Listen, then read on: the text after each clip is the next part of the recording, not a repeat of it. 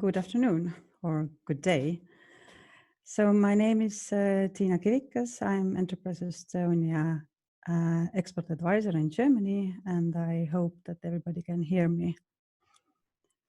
We organized today's webinar to the theme corporate social responsibility.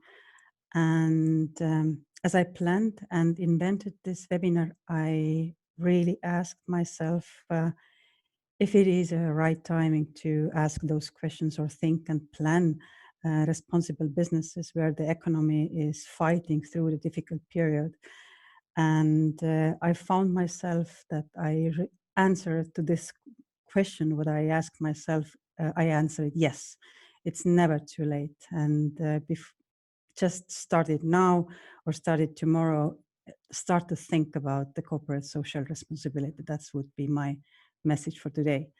We have today 3 speakers, Andrea Meewald, Mari Aru, Tuuli Pärenson. Andrea, can you hear me? Yes, I can hear you. Very good. Hello, Andrea. Hello, nice to meet you all. Tere. Mari Aru from the Estonian Embassy, hello. Yeah, good afternoon. Hello. Good afternoon. And Tuuli Pärenson, hello. Hello. So the agenda is looking out like that. I'm not going to take your time more as I have here experts. So we will start with the Estonian Embassy in Berlin. Mari will start, then I will give word to Andrea. And Andrea will go more deeply inside to the theme also about the German Sustainability Code and how it is applicable for the smaller SMEs. And we will end our webinar with Tuuli, who is representing a Finnish Estonian company, Gofore Estonia OÜ. She will explain about the company herself. And at the end, we have discussion also with you, or also we have opened the Q&A session, so you can ask your questions during the webinar. And if we have time, we will end with the discussion. We will speak through these themes or your questions. If not, we will send you the answers via email. But now, very warmest welcome to everybody here. I can see the participants, they're coming and coming in. So we will just start, and please, Mari Aru, the floor is yours. Yeah, hello again. Hello from the Estonian Embassy in Berlin, and also a very warm welcome on behalf of the Embassy. I am here in the Embassy responsible for economy and trade questions, and also part of my job is to have a feeling about German society in that sense that I have to know what is going on here and how do these trends may influence Estonian companies as well. And when I arrived here in 2018, then the clear trend was digitalization, and we did fit in really well because we could tell our story about digital Estonia. Around 2018 and 2019, it started changing, and it moved towards sustainability. So everybody was talking about climate and sustainability. And I guess it was due to Fridays for Future movement, but also other processes in German society. and around that time, it also became clear that the Germany will not achieve its goals for climate in 2020. So CO2 emissions are too huge still in transport sector, for example. And there was this feeling that there has to be more has to be done from the government side. And one of the decisions that was taken and that really influenced how German companies think was to move towards carbon neutrality in the year 2050. So before that, the German government had told that the goal is to reduce the emissions 85% compared to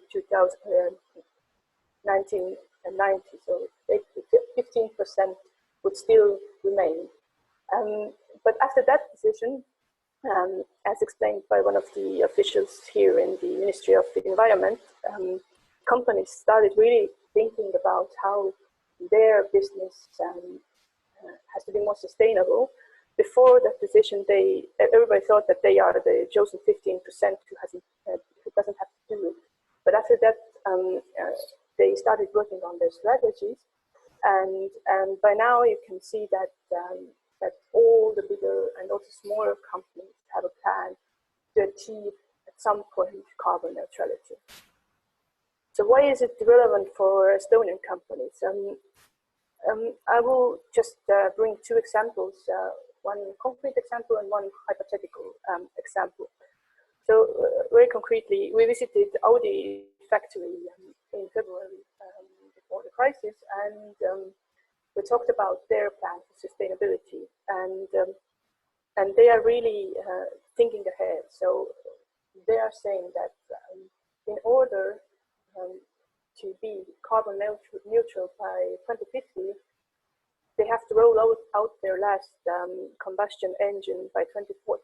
So it takes time until these cars are off the market. So they have to be used and then used again, and then a 10 years cycle has to be predicted, can be predicted for that.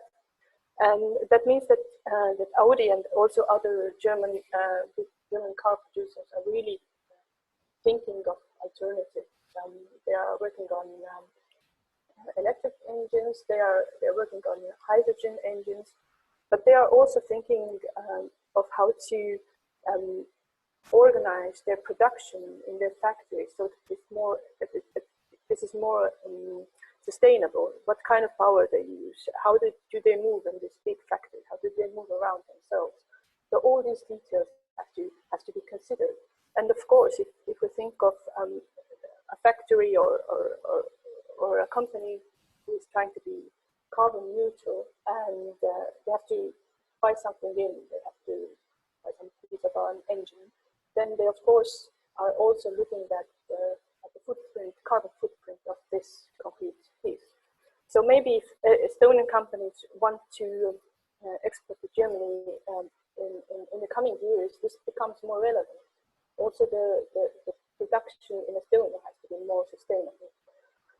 The second example is a hypothetical one. Let's say that there is a German company who wants to invest in Estonia, maybe has already invested in Estonia. Let's say that this company invested 2 years ago, bought a production unit, and now they are doing their plans for carbon neutrality by 2040, and they are reviewing their portfolio, their investment portfolio, and they have this unit in Estonia, and they see that this unit is really not very has a very big footprint in terms of power that this unit is using. We use oil shell power, or how it is heated. So maybe if they would have invested a few years later, they would have considered this as well, and maybe they would think twice of this investment. So in terms of also investments to Estonia, we have to be more. We have to consider these aspects as well. This could be in our advantage if we can show that our what we are offering is sustainable, but it can also be a disadvantage. Of course, when a German company is planning these kinds of strategy, they are not doing it. They have to be able to measure actually their carbon footprint or their product footprint. So there are several standards that can be used for that. There are different companies that offer these kinds of measurements. But as I'm not an expert in that, I would leave this to the next speaker, who really can give you words more about standardization in that regard. But from my side, I would end with just this thought that sustainability in terms of climate is becoming more relevant also to us in Estonia for our planning and for our activities here in Germany. Thank you very much for your attention. Thank you very much, Marie. Seems that really the theme is important, and it has been before already, and it's going to be in the future as well. But for me, it seems like during this COVID crisis time, more people and more also responsible from the companies, they have had time to rethink their businesses. And if you can see that the social corporate responsibility theme could be a benefit for our businesses, or could be also benefit towards stakeholders. That's the question. So I hope, Andrea, you can now open your session and tell us more. Thank you very much. I first open my audio and my video that you can see me, and then Yes. I can open also my presentation for you. Thank you very much. Okay, and here we go. Can you see it, everybody? Okay, fine. Also, first of all, thank you very much for the invitation to Tina and also to Enterprise Estonia. I'm very happy that there's a large interest here, and I see a lot of participants taking part here. It's very, very nice. Thank you. Video starting. So now you can see me as well. Yeah, maybe first of all, I would like to present myself a little bit. I'm owner of a company, Open Europe Consulting, and Open Europe Consulting was already, now it's not going further. We have to do it once more, sorry.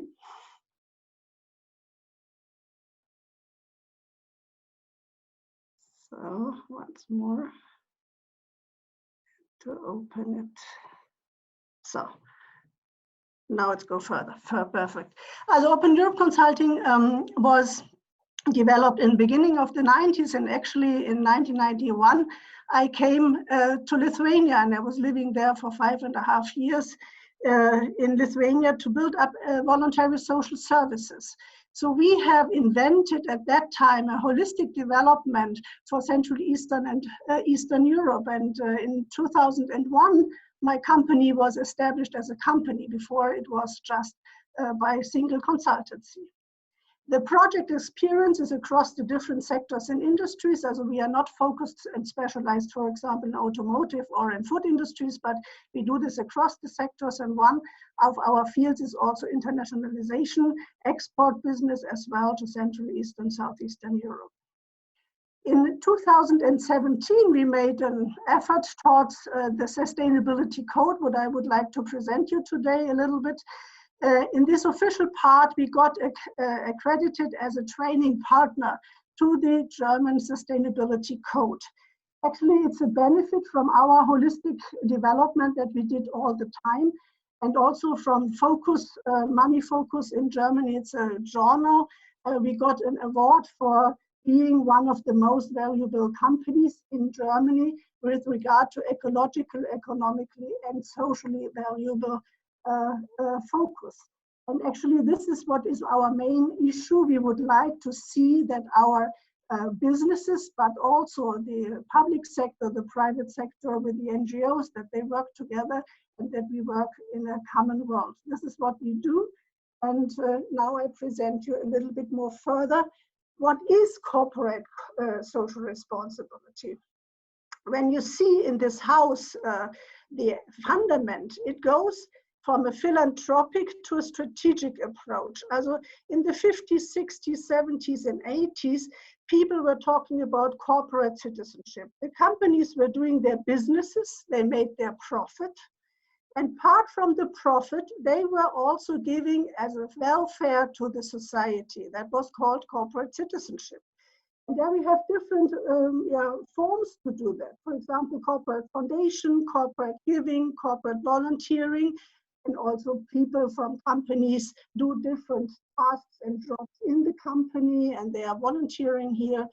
And actually, corporate partnership means also to have a really strategic partnership already, for example, with an NGO, with a public institution. This is still an internal discussion that we say we have a benefit and where we give it out externally. That means It's not internal sustainable, it's external sustainable. The corporate social responsibility, what you see in the roof upstairs, this corporate responsibility is internal, and that means we are socially responsible and environmentally responsible internally, and this means the entire value chain. Also from inbound logistics over operations, outbound logistics, marketing and sales, this is mostly the communication, and all services and maintenance, and as well also the support activities. We see it holistically internally in the company. As we do not want to make first something profitable, and then maybe we have harmed an environment, we were not so socially responsible, and afterwards we do something good. No, we do this from very beginning, and we set up ourselves internally in the entire value chain. And even for future, there comes one point more, as when we'll see at the startups, and I think in Germany the percentage is very, very high, that the startups even think not to have the value chain responsible, but already to have a created shared value. That means we are not working only for profit, but we would like to have profit, but at the same time also to do something good for the society. And this is called creating shared value. And when we have seen the Porter model of the logistics and about the value chain before, now Porter and Kramer in 2012, they said, okay, maybe in future, and already we see this development, companies are built up from the very beginning in a strategic way to do something good in economic, social, and ecological way. Where comes it? This sustainability, the definition, the first time was made already in '87. Maybe somebody of you knows the former Prime Minister from Norway, Mr. Brundtland, and he was leading a commission, a World Commission on Environment and Development. And they made the first definition, what is sustainability? And they said, sustainable development is development that meets the needs of the present without compromising the ability of future generations to meet their own needs. That means everything what we are doing now should be sustainable with regard to the future generation. And secondly, they said sustainability is a process of change in which the exploitation of resources, the direction of investments, the technology development, and the institutional change are all in harmony and enhance both current and future potential to meet human needs and aspiration. As a sustainability is change, is something ongoing, and I think what we see today with the sustainability code from Germany, exactly that it's what is wanted, a continuous improvement in our challenges that we have and that we face. And not that everything has to be done from one moment to the next, but we are on the way to find new solutions.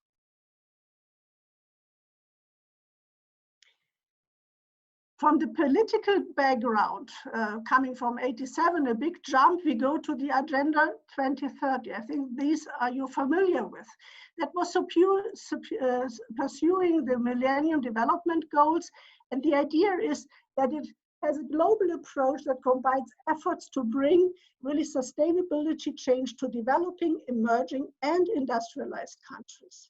That we do not distinguish so much the first world, the second world, the third world. No, we are one world, and everybody should take efforts to do so.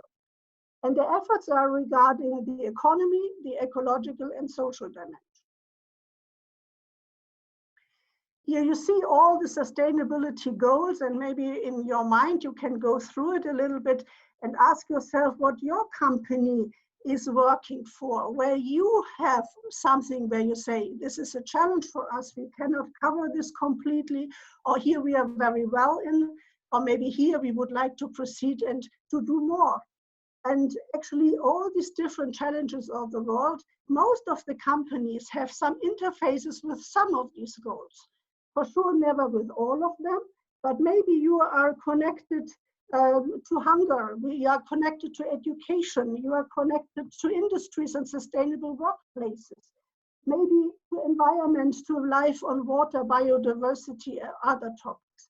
As a really, the different goals, you never will meet them all, but you for sure, when you think about it, you will have some interfaces with it. And I guess afterwards, with our example from Gofore, we will see that they have also checked on these different sustainability goals. And when we break it down from UN level, then it comes to the European law. And the first EU regulation was launched in 2014. And is the cornerstone for all non-financial reporting. Non-financial means what comes on top to our normal financial reporting. Non-financial reporting is about the social and economic challenges that the company is facing. And in 2017, the Commission decided that this obligation should be an obligation for bigger companies. I will give you the figures afterwards. So not everybody is obliged to do it, but the bigger companies, they are obliged to do CSR reporting. And for that, also the EU was changing the accounting directives. And here you see who is obliged. Obliged are all those who have more than 500 employees, and those who have a balance sheet total of more than 20 million euros or a revenue that precedes 40 million euros. And as well, and this might be even interesting for the smaller companies, all companies who have a limited liability or are a cooperative, they also are obliged to do it.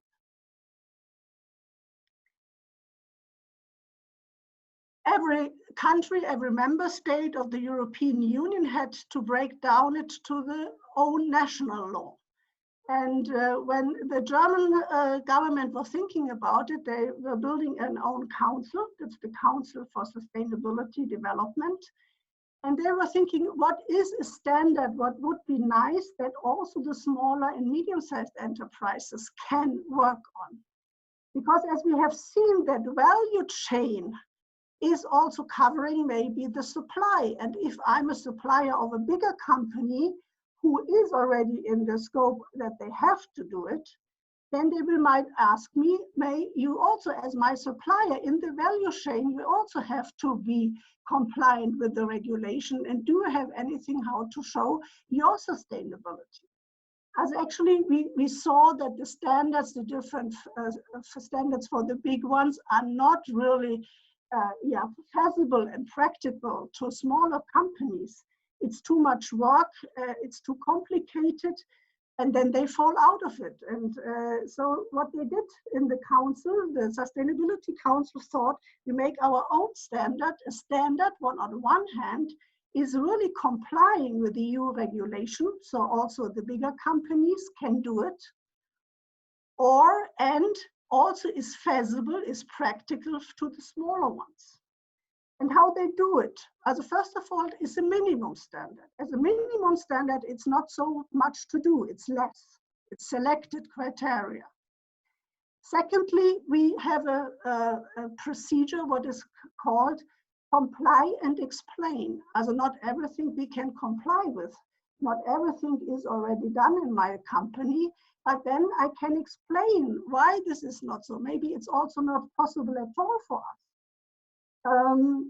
It's too expensive, it's too much work, it's not possible in our balance sheet to really cope with it. So we can comply or explain.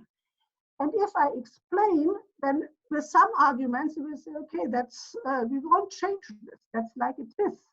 But maybe in somewhere we are not good enough, at least we cannot comply, but maybe in some little steps we could do this, then we can set our targets, really to say in the next 2 years, in the next 3 years, we will go for the next smaller steps to get better in these criteria.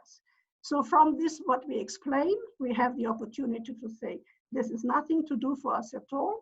Or we say, yes, we see there is a potential also in our company, and step by step, we do a continuous improvement process, and we see because that is a risk not only for the company, but also for the society, for the environment. So we will really go with little targets step by step to do it. And then with these explanations, we will have a self-declaration. And the self-declaration is then also possible to put up and download in a database of the sustainability code. And that's enough for the smaller and medium-sized enterprises. Only for the bigger ones, if they like, it's recommended also to have an audit. The smaller ones, the self-declaration is completely sufficient. So the key question is materiality. As what is the material factor for us in our company where we can have the biggest leverage with regard to the society, with regard to our economic result, and also to the social issues in the society.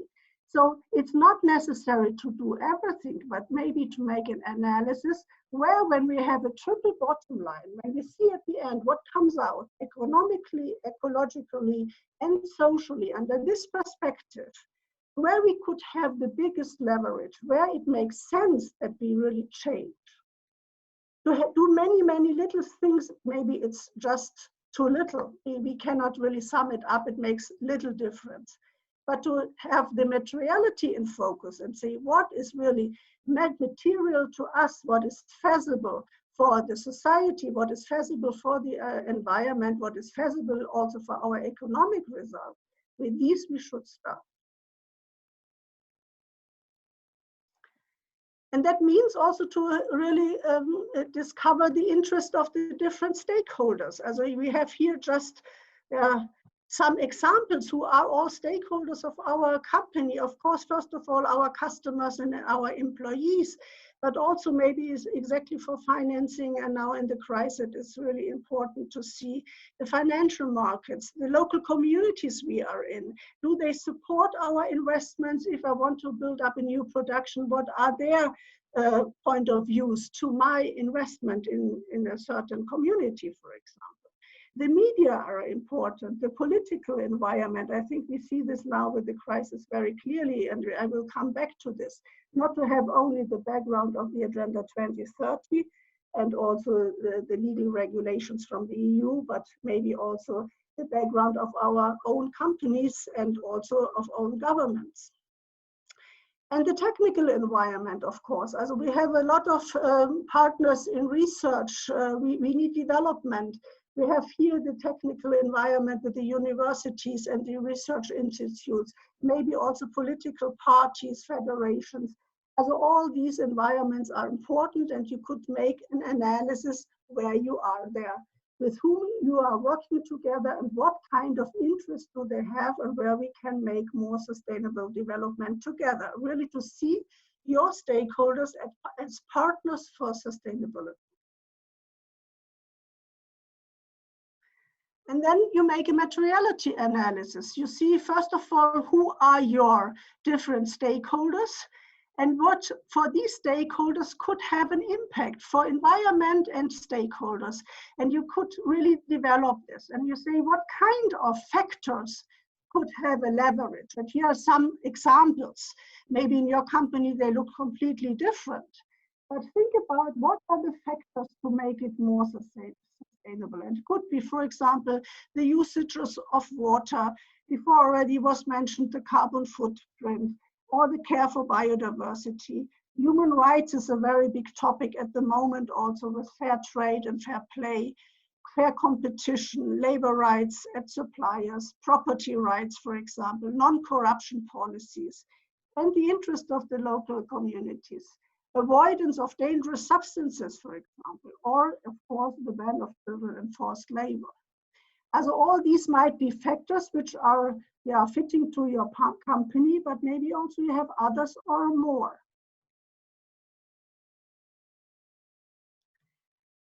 And then there's the topic of the greenwashing. I think this topic you all know. There are a lot of companies who have different nice labels and they give themselves a green image.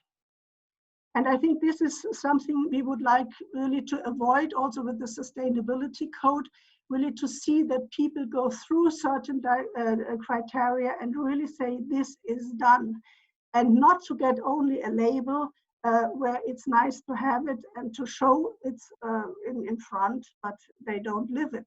Also this is a dangerous, and we are also fighting with these topics in Germany, of course. Also everybody of you knows maybe the diesel crisis that we have. Also when we see that the automotive industry was really cheating with the measures, then we can say this was greenwashing. And this is criminal. Also, this is not okay. And now all the different courtyards are really working with this. And I think, especially when we heard before the story from Audi, yes, of course, they are very much obliged to also make something better here now. Yeah, also they were greenwashing in its sense. And the sustainable standard for the small and medium enterprises has all in all 4 areas. These 4 areas are, first of all, the strategy, secondly, the process management, the third one is the environment, and the fourth one is the society. And underneath you find the different criteria. For example, strategic analysis. So who are my stakeholders? What is material to my company? What kind of objectives, always with regard to sustainability, I can set up? And also how deep is my value chain? As I said, corporate responsibility is always with regard to the entire value chain. And sometimes it's not so easy to find all control over the entire value chain. As when you are producing abroad, for example, in Asia, or your logistic goes to Asia, to see every step is not so easy. So you report also how far you really can control it. And maybe even also here to have a development. You start with a smaller depth of your value chain and you really deepen it from year to year. It's not everything possible to do from one moment to the next, but step by step. Secondly, the process management, also how your employees, how your customers know about your corporate responsibility.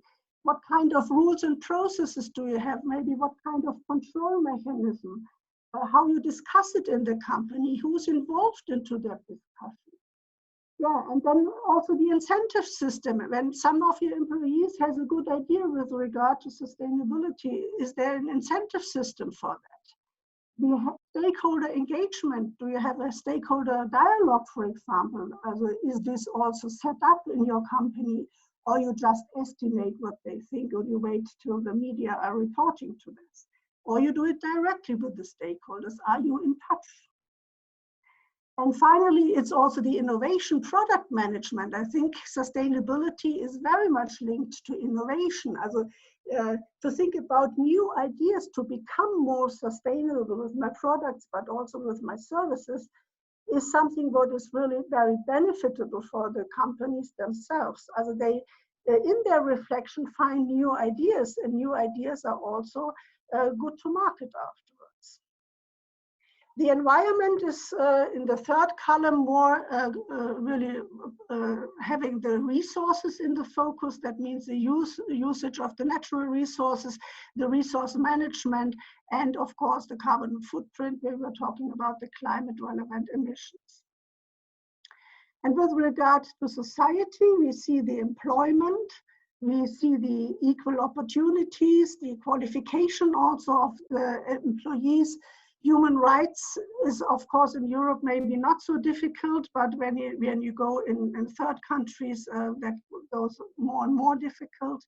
Corporate citizenship, that is also how you do really the external, not only the internal corporate responsibility, like I showed you before. Then political influence, as also to make this transparent. Also, it's not forbidden to support a political party, but if you give some money to them, make it transparent. Or if you are member of any interest groups, if you lobby for different topics, also make this transparent. And of course, it's asked to have a conduct for laws and policies that you really see how you are really meeting the compliance in your company. All these different standards are very nicely reported in the database. That means you go through step by step. All these criteria, you have leading questions for that, and you can answer very honestly how it's in your company. As when you see your materiality, when you see your stakeholders, is this something what is really material to us? If it's not material, you say, explain. You don't comply, you say, it's not so material at the moment because. And you pick out those who are material and you say, okay, yes, this is a material point because, for example, we have a lot of emissions, or we have a lot of water usage, or we cover a lot of land and we disturb the biodiversity. Also then you explain it and you say, yes, we do something for it. Maybe with a certain target. We see also the risk that it can get worse, for example, and you really explain it. And if you want to comply, then you say, we are doing it already, perfect. And if not, you set some targets and say, okay, until in 2 years or 3 years, we will manage that to comply. To see it afterwards also as a standard, as a measurement, as Marie was saying before, you have also underlying behind all these leading questions that you get, you have different standards from the bigger companies. It's on one hand, EFAS, what is the European Federation of Financial Analyst Societies, and you have the Global Reporting Initiative. So you can choose which kind of standards you really take afterwards, because here you have, again, guidelines where you see step by step. You only not do reporting by words, but reporting also by measurements, by KPIs. And in this respect, here is the biggest efforts for small or medium-sized enterprises. And I can say for my own company, we have some little measurements. For example, we know exactly how much waste we produce and how much paper we use, and such things we really measure. Other things we don't measure. When we are not measuring, because it's too complicated for us, we explain this, we are a smaller company. But it's necessary at least to take some efforts also to show some figures finally. And how that looks like is here. You have one field, that is the field of society, that was the third column. And here you see employment rights, equal opportunities and qualifications, for example, as measurements. And when you have answered all your questions in that, you can see also what kind of criteria you are meeting. Also here are the criteria which are really obliged for the big ones, and that's necessary as a minimum standard. For the EU, we have also to see what are the measurements. And you give here your measurements also for your company. As I said, not everything is necessary, but try also to find some figures. For example, a figure what is very increasing in my company is at the moment that we say, okay, we invest more and more also in the further education of our employees, and we show that these figures are really increasing year by year. So when you are talking about the relevance, and before Tina was really asking, is this the right time? And I can say, in general, you have always a benefit independently from the time when you go for sustainability reporting. First of all, I can say most of the small or medium-sized enterprises, they are operating sustainable. And never they show this really. It's a tool that you really communicate what you already do, because I'm completely sure many of you have already a very good standard, and it's not seen. And this is the first thing. You make it visible for yourself. And finally, when you go through your processes and you start saving resources, you start saving costs as well. Also that makes very clear. So we had in the beginning, for example, a lot of things which was still published in consultancy. Now we do this all in virtual forms and also valuable to any place. Also it was saving costs, but that was one of the first analysis some years before where we can save resources in our business.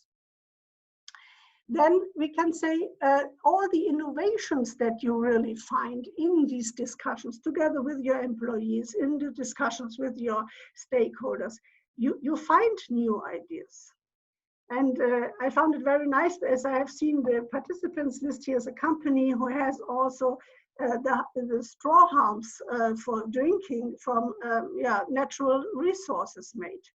And we had some of the companies last year that we were talking with for sustainability codes, and we were working with them on the topic. So they said, for example, we have to replace them. So that was one of the resources they wanted to save. And that was saving costs, but also it's great for the environment.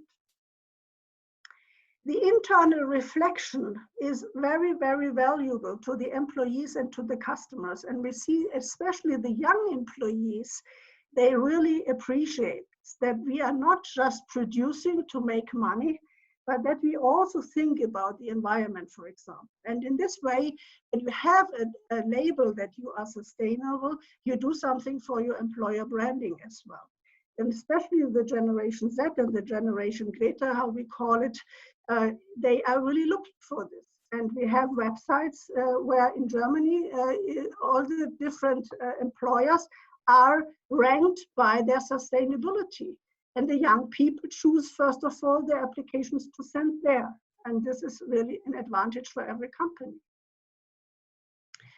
Finally, we can say that some of the customers are really undecided with regard to sustainability. And here I can show you how much they are.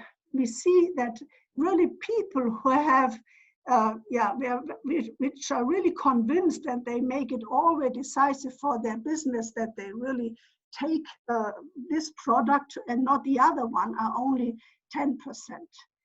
Those who are really saying that makes no sense for us, it doesn't play really a role, are 31% in Germany, but 59 are undecided. That means sometimes they do and sometimes they don't. They buy or they don't buy, but it's not really with a strategy behind. So these people to convince is really a potential for every customer to get into the focus of a company who is more sustainable. Sustainable companies have the opportunity to bring them on their side and to make it more clear that they buy more and more products which are sustainable or buy services that are more sustainable. And that's a huge potential. And that the people can see this is then in the database. Also when you have done your declaration, then you can see that is a benchmark. You can see which company is better in which field. For example, you take one sector, for example, the bakery sector. We did some bakeries last year, and so they were also looking, first of all, what are doing our competitors with regard to sustainability. So, and in the database of the sustainability code, they can see their declarations, and they can also get some ideas from this, but also see their benchmark, where we are standing and where others are standing. What do other companies in our sector really find feasible, what they find material, and what's with us? Also these discussions, more and more companies are already listed in the database, and the benchmark is very important. That's what I just told you are the relevance, what you always have. And now with our current situation, we have specific relevance for small and medium enterprises. And I think especially after the COVID-19 crisis, and we're still in the middle of it, we are not at the end of it. The sustainable suppliers will be fined more and more, because a lot of value chain did not function anymore, and they have to reconstruct it and rebuild it. And during the reconstruction, especially Germany said, we would like to support those, also with promotional money, for example, who are sustainable suppliers, to build really the value chain again, but to have an emphasis on sustainability. That will be so, and Germany with the promotional money, also with the different support that German companies get, they all have to show that they are sustainable in a way. Then in the second half of the year, Germany will get the chair of the EU Council, and our Chancellor Angela Merkel on last Friday, she announced that the fight against children's labor will be one of the targets. That means here we see that over the COVID-19 crisis worldwide, especially in the developing and emerging countries, we see that the children's labor has increased a lot. The families are really relying on the labor of their kids, and kids don't go to school anymore. And to do something here also with this sustainable goal of education, Germany wants to do something on the second year of the half of the year, especially with regard to children labor.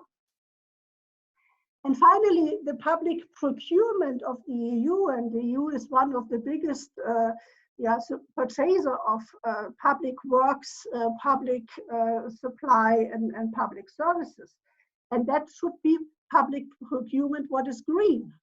Also here, when we write applications for different companies to get some, to take part in the call for proposal in a tender, for example, we have to show also the sustainability. In more and more of EU country proposals, we have to show that we anyhow supply with the EU regulations and with the Agenda 2030. And finally, we see that also the development banks and also investors increasingly pay attention to existing sustainability reports, that you do not just have your financial report, but also sustainability report, the non-financial reporting. According to that, they have more and more tailored financial products and also company participation products. For smaller companies, the investors have more a green eye. And you have seen this maybe also in the press and in the media. So we see this is also a trend, what we can have a look for. And especially in the crisis, all these factors are necessary to see. As the green procurement, the sources of financing, the supplier and the value chains, all are under the label currently of sustainability. Here I was bringing you some ideas for the green procurement. This is just for reading now. For you afterwards, you will receive this presentation. This is what I just told you. And for more information, I have also given you a link in here. The EU, with the Green Deal that you know also really has a goal now for resource efficient economy. That means even that we had the green public procurement already in place for many years, it will be much more stronger and much more focused in future. So that makes the typical triangle of supply now really not a triangle anymore. It's quality, delivery time, and price usually. And now we have really a quadrant where is sustainability as well. As sustainability is a new angle, what you have really in your value chain, in the supply chain, really to think about. And it's not about only the quality, the price, and the delivery time. Sustainability becomes more and more important and is already a real, tangible factor, I would say. And it's used in all the different sectors. As it's just an overview for you. The financial sector is very strong because they are obliged to do it, but all other sectors are also already in. And when you want to do it, then you have only 5 steps. You build a project group, you collect all your data of the information that you have. You say, I'm complying with that factor, I'm not complying, or you explain, you set your targets for sustainability. Of course, you implement it afterwards. Then you put all this data in the data bank, and then this declaration of conformity is also published. And this communication is an extra point as well. I think it's necessary to see this, that marketing and communication is an extra point. What is really nice to see, you will be published in the database, in the Twitter channel, in the Sustainability Code newsletter and others, and that's it. Okay, I hope I gave you some ideas, and about the examples we can discuss afterwards. Thank you very much. Thank you very much, Andrea.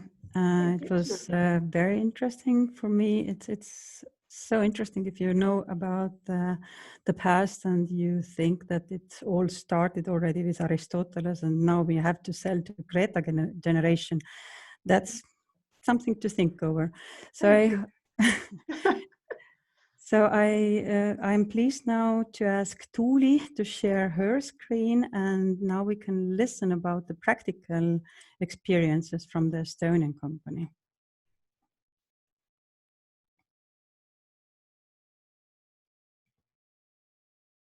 I believe that everything has started, both the screen sharing and the audio. So hello everyone, thank you for being here. I understand that the times are busy for most of the companies, and it's so good to see that the topic is important enough for you to take this hour or even hour and a half to just share the experiences. And we are happy that we can share ours. So I will start from the background, so you would understand who we are, who Gofore is, and why have we made the selections that we have made. So a little background of our company. Gofore Group is an international ICT consultancy, and we offer the whole value chain of digital service. Starting from IT management consulting, service and experience design, IT development, and ending with cloud and DevOps. So in general, we are an ICT consultancy, which means that our service is the time of our experts. And keeping that in mind, then the most valuable asset of ours is do we provide value for our customers with every hour that we offer them our time. Our background is that our group is more than 19 years old. We have almost 600 employees. Our net sales were 64 million last year, and we have 9 offices around Europe, and one of the offices is located in Tallinn, and I personally work in Tallinn office. Also a small visualization of our growth. The most important part of it is that we have shown very continuous growth over the past 10 years. And from the graph, you can see that during 2016-2017, it was a bit of the turning curve for us, where we started growing even more fast than we used to. And that is why we have to rethink a few things, what we have done, and keep in mind that are we doing everything that we can? Is this what we do good enough, or can we do more? So why is sustainability so important for Gofore? And starting from the scratch, the sustainability values have been our core since the beginning, now for almost 20 years. Our mission and values haven't changed since then. We have recruited our crew based on these values, if they share the same values or not. Our company structure is very flat. So if you now try to imagine this almost 600 employee company operating in 9 different offices, and we do not have any middle manager. The only way to run this type of company without middle managers is having very strong shared culture and shared values. Just to maybe mention the ones that are most important in the current context, then to understand that this corporate social responsibility that seems that it's very corporate and very bureaucratic. For us, it doesn't mean bureaucracy. It's more of who we are, not about the paperwork that much. And the second value that I would like to emphasize is the transparency. The transparency in everything we do. We have to be transparent with all of our stakeholders, and we have to be transparent with our employees, because that's the only way how they can serve our customers the best way possible. And now, as we have grown heavily, we have grown in size and in significance. We just have to reevaluate: is everything that we have done enough? We want to do our part in reaching the sustainable development goals. And the question is that, can we do more than we have done today? It also relates to something that Andrea mentioned, that we started with taking care of this rule: who we are, what do we do, how do we communicate with each other within the company and with our customers. But the more we grow, the more important it is that we take care of the whole value chain, all our network, because often we work alongside with other companies. Very often our customers use the ICT services from different companies, and we have to make sure that if we work with others, then we have to make sure that the same values are shared among the whole value chain, and also by our customers. So very shortly summarizing our journey, our company started in 2002, and these core values were mentioned already then, that we are a great workplace for everyone, which means that our employees is our first and most important part of the company. And we thrive on our customers' success. And for doing so, we have to provide the quality service. And for providing the quality service, our employees have to believe that they are doing the right thing and that what customer needs is the right thing to do. And we started from Finland. That's why in the beginning, our mission was to change the Finland for the better. In 2017, we were publicly listed, and I'd say that 2017 was this breaking point for the start of our international business and also for the big growth. And also then we started talking about changing the world for the better. Last year, we officially started the Sustainable Gofore program. And the main idea behind the Sustainable Gofore is that we have done the sustainable things alongside all of our journey. But now it is the time to think how to be a role model for others, how to tell what we have done to make sure that we cover the whole value chain, and also give some guidance for the ones who are maybe just starting their sustainable journey. So what is this impact of ours? Of course, once again, we have to start from the direct impact. What is that what our company does ourselves? And this is usually called a footprint. And usually it's mostly about minimizing the negative impact and being compliant with the laws and regulations. For us, it means that we have calculated our environmental footprint, and we do have means in place how to reduce it over time. Probably the economy part is something that most of you are aware of and should look normal, but it might not be as normal for all international markets. So that is also why we need to communicate it to make sure that no matter where we operate, we share the same values. Just bringing out these three main important points, then fairness of wages, providing economically secure workplace for everyone, because you can't be a sustainable organization if your employees can't be sure if they still have work next day. And we have to be a trustworthy partner. From the society perspective, it is important for us that we are transparent and we behave equally with everyone. That's why we promote equality and diversity. It's important that our employees grow as persons, not only professionally, and that they feel emotionally and psychologically safe when they come to work. Because once again, this is good for the company, it's good for our economic goals, and also for our customers, because only these happy employees can serve our customers the best way possible.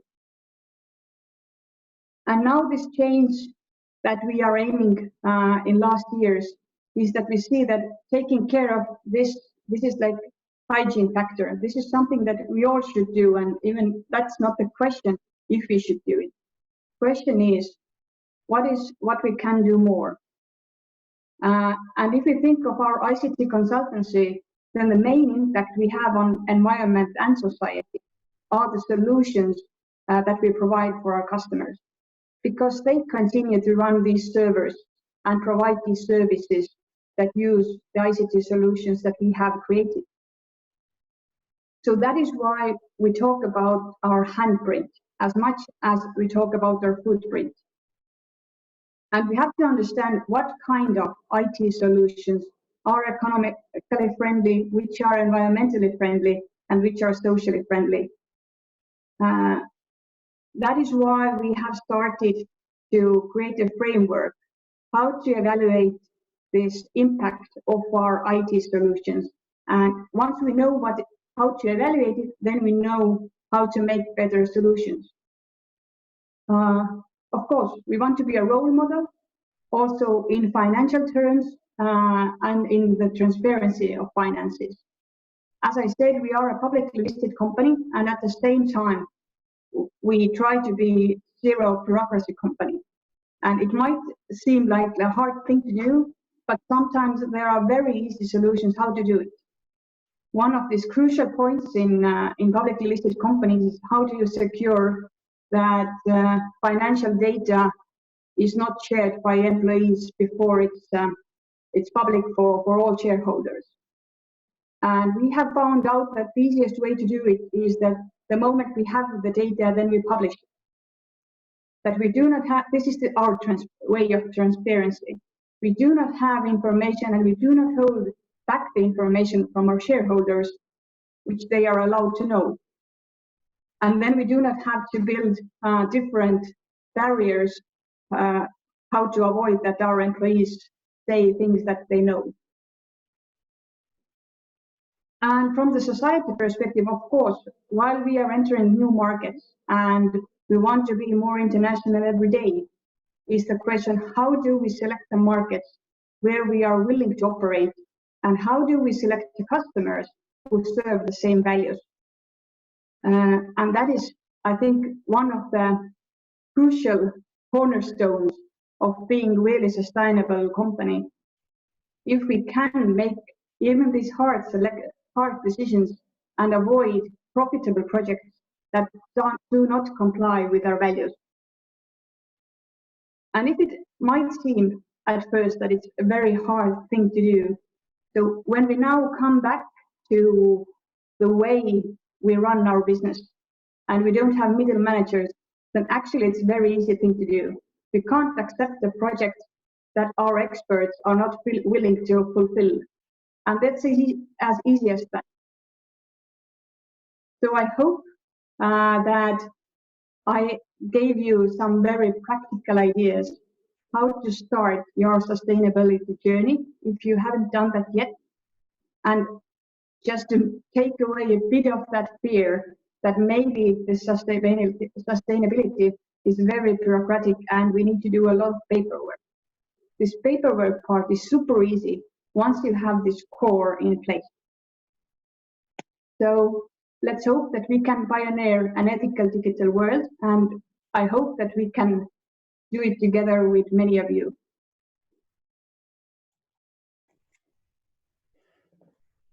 So thank you very much, Tuuli. Interesting, short, but on point. So you practically, via your sustainability Gofore program, you turn it, your print and handprint, you turn it your point of sales. So it's like a strongness now. Yeah, now we talk about it even more than we used to. We have done it before. Doing it is not new. Talking about it is new for us. As Andrea also said, that many SMEs, they do it already, but they are not talking about it. So that's very important, I guess, also for the Estonian companies who are exporting to Germany. But Tuuli, one question also from my side. Do you know it's enough done in Estonia that we know about the CSR importance? And I know that this year we gave out prizes in the last year, but is it really well known? In my personal opinion, it is not. And I think that it's often related to these fears that I mentioned earlier. And if I have seen this progress of CSR topics in Estonia for past 10 years, I believe. And usually these things go sector by sector. For example, banking discovered CSR 20 years ago, and they have been leading it. And if all your competitors claim to be socially responsible, then you can't afford not to be. And we have also other sectors who are driving it a lot. What I see then, for example, ICT companies who should have the resources and probably are doing it, then we do not have many ICT companies taking part of corporate social responsibility businesses or telling how they do it. Even when they do it? Even if they do it. So we don't know. We don't know. We only hear that ICT sector in general is quite a good employer. That's what we know. But that's almost everything we know. So I think we should have more discussion around there, what kind of IT systems we want to have, because even many other companies who don't consider them to be ICT companies, we are so dependent on technology. And we need to know the threats and the risks and also the good things that come together with it. Thank you, Tuuli. We have one question here. Happy one from Piret Potisep. I will read it forth so you can decide then who will answer. Having dealt with corporate social responsibility over the decade, I only agree that this theme is more done than talked. What would be your advice for a company listening to today's webinar? Which is the first step to take? Who would like to answer? I can propose what is the easiest step for Estonian company to take. And there are very many different ways how you can evaluate what is material for you and what is important for you. But there's also an opportunity to go to the website of Estonian Vastutustundlike Ettevõtete Forum, CSR.ee, and they have a super short questionnaire, 15 questions with selective answers. So you have to select the right tick there. And it will give you some overview. What are the topics that this sustainability and corporate social responsibility covers? And if you can find out 1 or 2 or 3 things that are important for your company, then start talking about these things and start acting upon those. Thank you very much. Andrea, do you have something to add? Open your microphone, please, as well. Like I said at the end, I fully agree. People do a lot. It's not seen. And actually, that is a little effort. And Tuuli was really telling it's not about bureaucracy. And I fully agree. It shouldn't be. Yeah. But to show yourself, and you had even here the Good Place to Work award, for example, in your presentation. As if you want to get an award, you have to show something. And this is a little paperwork as well. Yeah. As nothing doing. I'm sorry for that, but it is like this. And that's why I'm really not working with the huge standards, because this is exactly what I would like to avoid. And the first step is really to see the smaller standards. And I really appreciate very much this questionnaire. And this is the first step, to be aware about the topics, what is the social responsibility about. When I want to make it more visible, when this is the next step, then I have to do some paperwork. And then I need a group, I would say, from the company who is working together from different management levels, from different departments, and they should sit together with some stakeholders as well to really reflect on that. And then to go through these questionnaires, that is also in the sustainability code in Germany, because this is a standard what is then really valued also in the EU for all the countries. It's one standard what fits all, I would say, and it's not so much work. I would say in average with the companies we were working, maybe 20 days they were working on it till everything was done. It was listed, it was marketed, they had their signature. 20 days it takes. Okay, thank you. And Andrea, you also mentioned, do you want to add something, Marie, as well, to the last question? Okay. Andrea, you mentioned several times that in Germany you have possibility to comply or explain.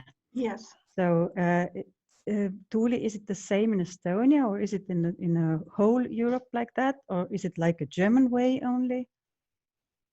I think it's quite the same in all the countries that I have seen. I have seen a bit of Latvian's way and Estonian's way. And if any of you should decide to participate Estonian Responsibility Index and get yourself also this label or that what level of social responsibility you are, then actually it works exactly the same way. That there are a bit more questions than 15, of course, and you have to explain them. But the idea is the same, that please respond, how do you do it, or explain why it's not reasonable for your company. And I think that makes sense, because to have a standard that fits all, it never will function. As you have different branches, you have different sizes of companies, and you should really work with this, what is feasible for you. And that's why explain or comply is very great. But important is that you make your own analysis regarding the impact, the materiality, and also your own risks. I think this is something where I was not so much pointing out at the moment, but also if you are not sustainable, you have certain risks. And also to make them clear and aware to yourself, this is an important step. Okay, thank you.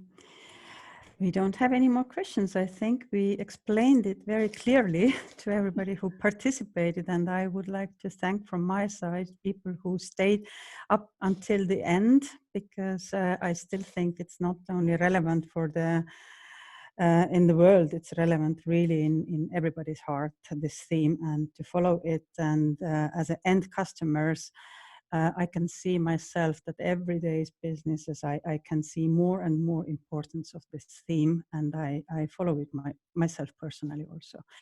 So, and it's not only like just the end customer, it's also very important in the value chain. So I can see as the German companies turning to me and asking about the new cooperation partners in Estonia, and I can, when I'm going at their website, I can recognize already that they fulfill also the CSR criterion. So it's interesting theme, and I guess it's an ongoing process, like you said, Andrea, something ongoing, and we can't hide from it. So from my side, I will thank you from the bottom of my heart that you participated and were ready to help me with this webinar today. Thank you.